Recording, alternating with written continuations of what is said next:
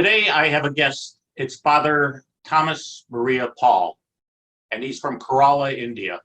And he has an interesting story, and I thought you might want to hear it. Welcome, Father. Could you tell me about yourself?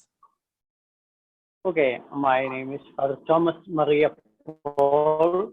Actually, I'm from Kerala, India, and actually I belong to originally Syro-Malabar Rite. Mm-hmm. I was born and brought up in that rite. It is one of the individual churches of the Catholic Church, Syro-Malabar Church. So it is a part of Catholic Church, and so when I joined the seminary in the year 2002 in a Carmelite congregation, part it was a Novus Ordo, of course, and I was ordained in 2016 after 15 years of formation. You went to a Novus Ordo seminary for the Latin Rite or the Western Rite? No, it is an Eastern Rite. That Okay, itself is or a seminary. Eastern Rite. Okay. And where did you go to seminary? Why did I? Where? Okay. Where? And why? Why is a good question too. Did you grow up in a religious home? I was born and brought up in a good religious faith. So I already had this, when I saw priests in the white cassets always, then how they behaved to the children, so I was so attracted by it. So, and even then, I used to read the stories of saints, especially I was attracted by the story or by the biography of St. Francis of Assisi. And after that, I had a desire to leave the place, to leave my home, my homeland, to go to somewhere else, some other place, and to preach the good news. That was my desire. And with that desire, I joined the seminary in North India. So in North India, that was it. And I did, so after the Vatican II, we can see a kind of all the modernist elements in almost all the seminaries. They gave emphasis on secular studies. So I had to do secular studies. Then I had my graduation in mathematics, physics, and computer science. Then there was philosophy, there was theology, but everything is modern, of course. And during that time, the desire which I had in the beginning was lost in between, because the study we have, the exercises we do, the activities we do, it all promotes a kind of, we are led to a modernist mind. So a modernist mind was created in us. So we thought all religions are same. So we can go and visit and stay in the religious houses of other religions, like we call ashram. Ashram, which we call in English a kind of a monastery. That is called ashram, but it's a Hindu monastery. We were sent to Hindu monasteries, and we had to learn things from them. And in between, I was involved in charismatic movement, other sects, like we call, there were many heretic groups, like how you might have heard about something called Book of Truth in Kerala. Yeah, it is a a very dangerous thing in Kerala. It was actually it was provided in Ireland. An Irish lady, she told she received the revelation, prophecies from God the Almighty and from Blessed Virgin Mary and some like that. And she told everything is connected with the second coming. And there are many things which cannot be considered in the true account, because they were leading to another way. They were leading into another. I was involved in that, and some different heresies. And even why I involved in this, because when I entered this charismatic movement, I started to have a kind of a passion towards Jesus, kind of inner desire towards Jesus. I need to be of my Jesus. I need to own my Jesus. This desire, it was there. But I didn't find anything where all these things, I didn't find this true inner peace in any of the places. So I was in a search. During this search, I was involved in different heretical sects in our language, we can say. And there were many heresies. And one heresy was this, and still it is there in Kerala, it is common. Mother Mary and Holy Spirit are same. And there's a heresy in Kerala. Who is teaching that? Actually, there is a kind of lay people out there, lay people, and behind them, they are not publishing their names of the priests, but behind them there are priests, but they don't come out. So like that, we can see a kind of heretical groups out there. Then another heresy. If I could interrupt you. So is it your understanding that there are priests who are supporting them? Are they Jesuits? Are they from the Syro-Malabar Rite? Or are they just Novus Ordo parish priests? Syro-Malabar Rite. Okay, all right. Then another thing is, another heresy is Jesus Christ has three comings. So we believe, and it is our Catholic faith, that Jesus Christ has two comings. First one is in body, and the second one, he comes in glory. And for them, this in between, there is another coming. And they say, again, Jesus takes the human form and comes. And then he kills Antichrist, and then there will be a reign of 1,000 years. We say millenniarism, that heresy that is proposing. So such heresies, and another group that the second coming, that is not God the Son, but it is God the Father who takes the human form. So you may be wondering how all these heresies are taking place in Kerala. Well, that was going to be my next question. Is the bishop called a bishop or a patriarch, or what is? Forgive my ignorance with it. Okay, we call a major archbishop. Okay. Major archbishop. And I assume he is aware of all these things percolating throughout the country. I think he may be knowing, because of course people will take all these things to him. He might be knowing, but I'm not sure, because I cannot judge him what is inside. I don't know. Even though he knows it, he has not taken a serious action now. And even the Syro-Malabar Church itself, it follows a kind of a ecumenical movement.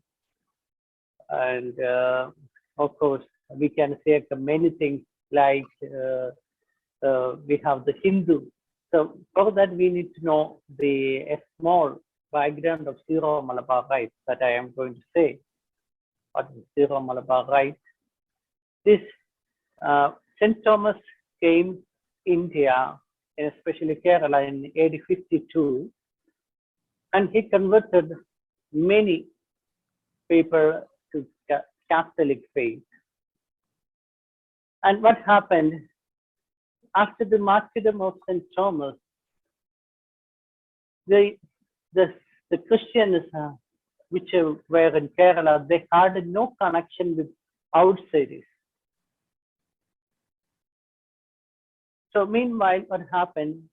Slowly, when there is no kind of a proper guidance from outside, what happens? Slowly, the cultural influence will take place.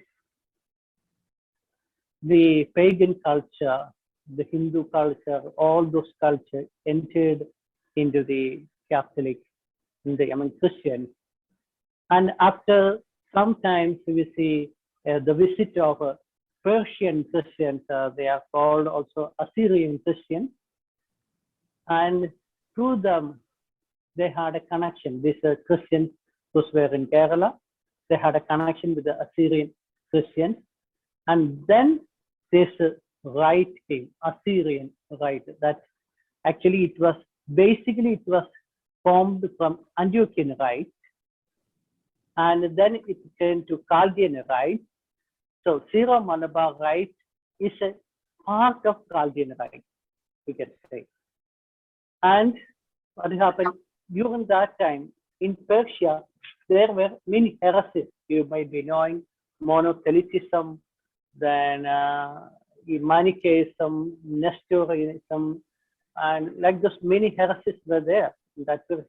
And when they came, Nestorians also came, Manichaeans also came, and all these heresies were introduced among Christians in Kerala. So actually, it was not a Catholic faith which was practiced among Christians at that time.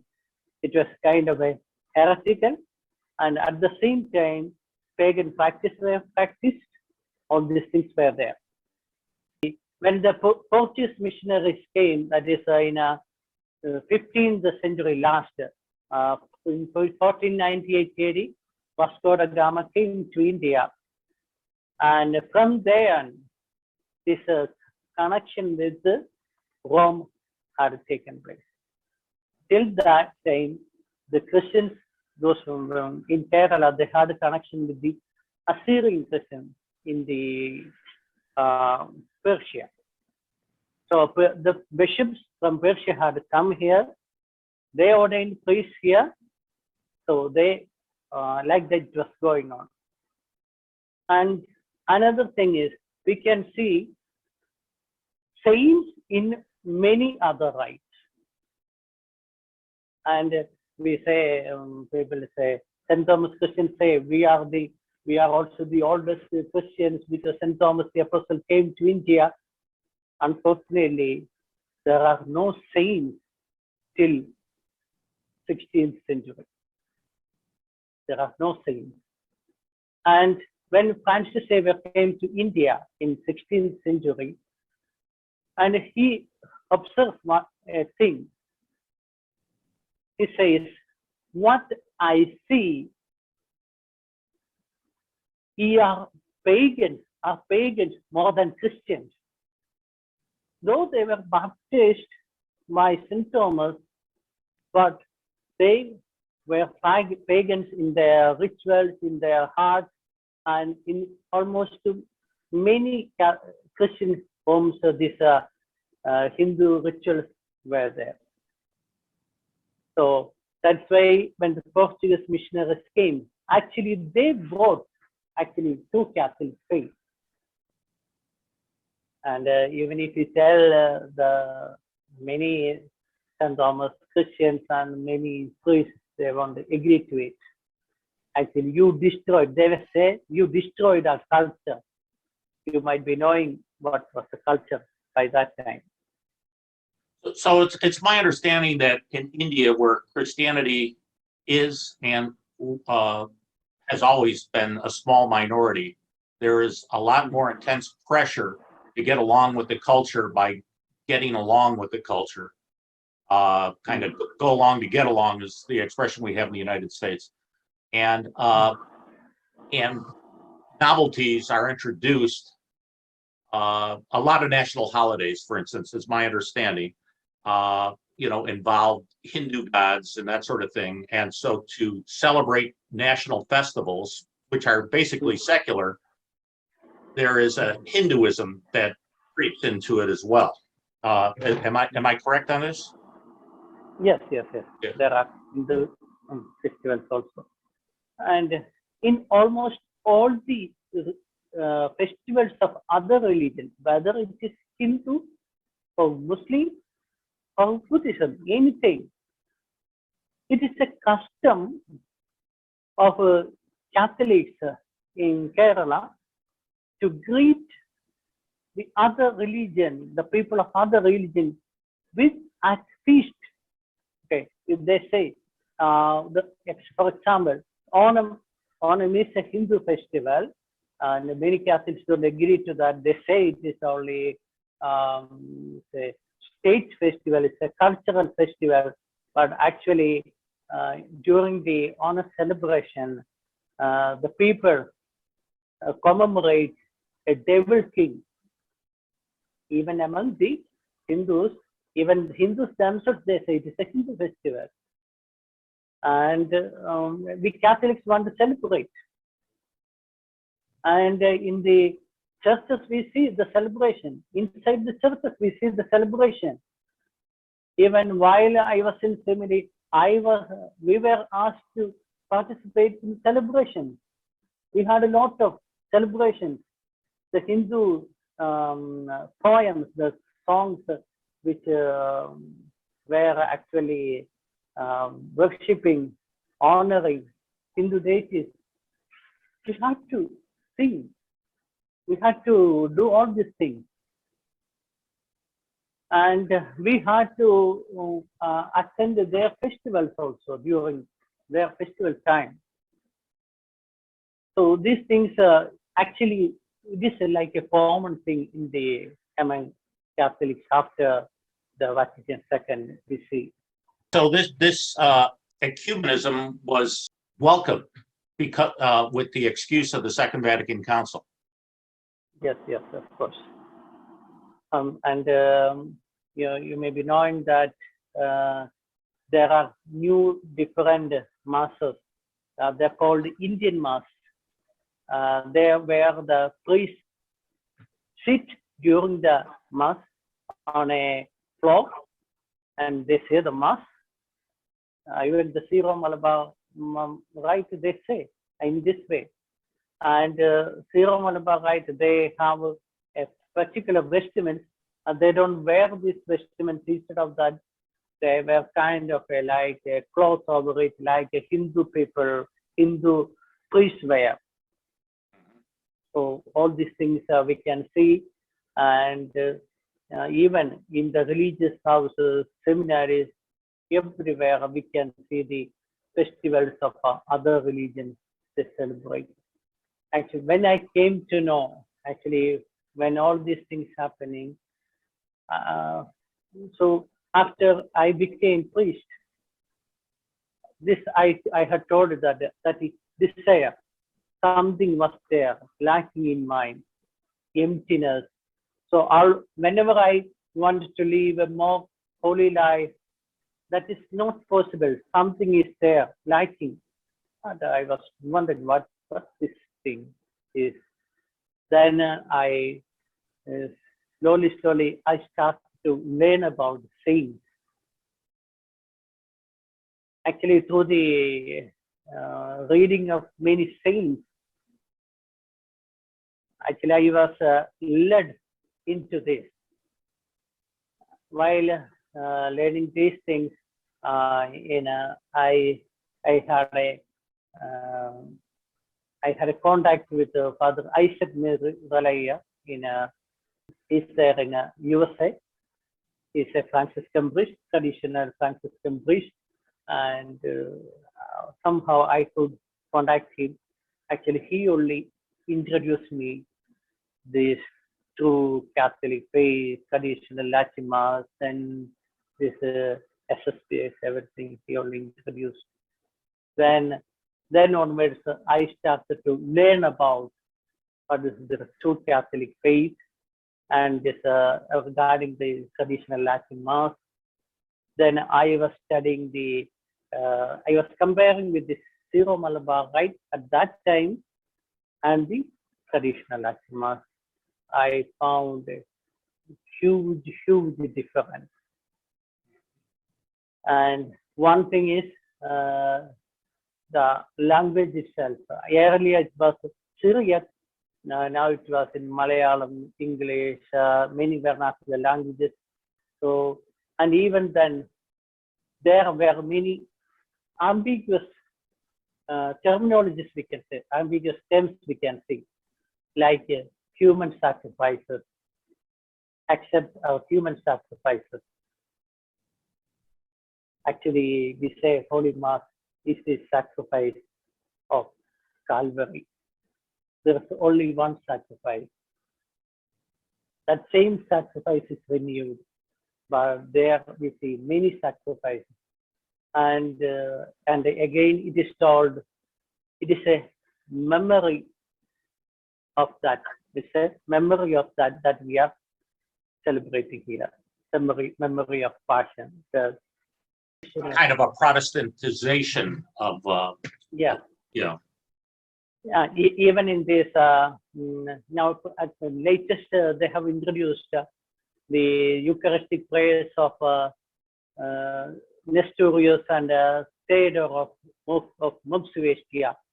These both were declared heretics by the Council of Second Constantinople and the Council of Florence and the Council of Ephesus. And this council condemned them as heretics, and even the Second Council, Constantinople Council, expressly states, if anyone says that these people actually what they told was not this thing but the other things, and people misunderstood what they told, if anyone says that, they also will be declared heretics. So no kind of adjustment with this Nestorius and the state of Mopsuestia. At present, we see many people say, even they argued with me also, how can you say that Nestorius and Theodore of Mopsuestia are heretics? I told the council already declared them heretics. They told the council, the church had made mistakes. So whenever we say the council, of course, all the previous councils before the Second Vatican Council, if you quote anything from the previous council, they say church made mistake. Church was right only after Vatican II. So which just emphasizes, the point of what I try to do on this channel. If you accept the Second Vatican Council, all prior councils have to have errors. But if you accept all the prior councils, you see the errors in the Second Vatican Council.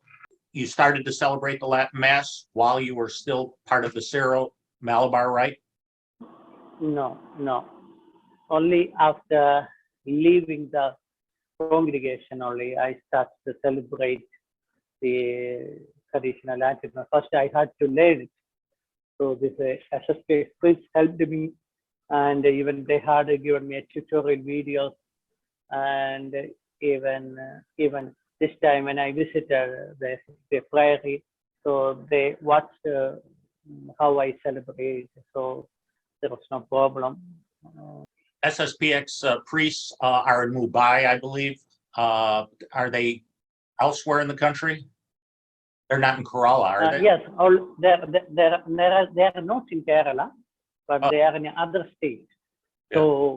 So I used to visit them in that state. So I have to go there, and there's only a single prayer in India, and there are no other traditional societies at present.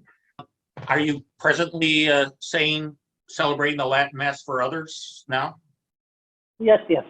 And what do and what do they think of the Latin Mass? They've never been exposed to it, at least for some generation, a couple generations in any case. Yeah. Okay. So I started to propagate. So I started to tell some people. So some people had the contact with me. So I told them about this traditional Latin Mass. Then I started to tell them what happened, and even there were some similar movements, but it's not in a true Catholic faith way, where they say they also told about traditional Latin Mass, but I told you that there is a heretic paper called those who follow Book of Truth. They also promote this traditional Latin Mass. And so like that, some people came to know about this traditional Latin Mass, but unfortunately there was no priest in Kerala who celebrates the traditional Latin Mass at that time. And when I started to celebrate, people like 10, 15, 20 people started to come. But what happened, these people had no true Catholic faith. So to train them, it was a bit difficult for me, because they were not willing to give up their old practices like charismatic movement items, such things, such a kind of devotions, modern devotions, and they were not ready to give up. So I had told them, so you cannot go together with this traditional Latin Mass and with that thing. You need to have the true Catholic faith. Then only this there is meaning in attending this traditional Latin Mass, I told them. And some people and felt bad against me at that time. Where do you celebrate Mass? Do you have a building that you use? A church? At present, no, at present I don't have a church, because I need to have Right. financial thing. No, I don't have anything. So I have at present a family is taking care of me, and there is a small chapel in that that family, in that home, in this home, and I celebrate Mass here. And these people. Do you feel that you are starting to get the attention of the people in the area, and that raising their awareness Yes. of tradition? Yes, yes.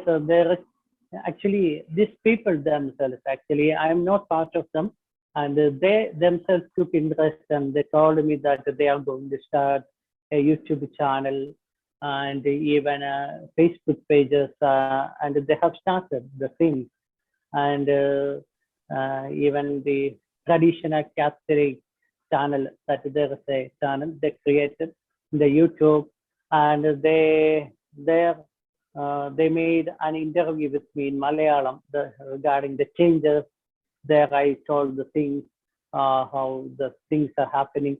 So that is going on. It is not at over. It is on the process only. And we tried, but the problem is among the people are afraid. See, the mainstream church, if they excommunicate us, what will happen? So I tell them, see, faith is greater than obedience. The similar thing, okay, we can say that happened we have seen in the time of Saint Athanasius and the Athanasius, and then Eusebius. There we can see them. They were banished from their seats because the true Catholic faith. So there will be. So faith is more important. So if you obey the Pope, the bishops. And if they teach heresy, and if you still obey them, you are going to hell. I told them, you're going to hell. So people sometimes they are in a situation, and now people are ready to come once the chapel is built. So these people, I told you, these 2-3 families, they joined together and they formed a society, and they tried to make a small chapel near this house. And we pray to the grace of God for all the things to be done. And things will happen in the future. Anyway, we hope the things will happen. You have a website, or that's currently in the works? Just only Facebook, then the YouTube channel. Only these 2 things are there only. Okay. I do know about your Twitter page. I will add that to the bottom notes. So that's how that we need to defend our faith. If you want, if I say that I want to perfect in this church, and at the same day, if I don't defend our Catholic faith, then there's no use of saying that I want to perfect my faith. So that's why I will defend my Catholic church at any time. Thank you, Father.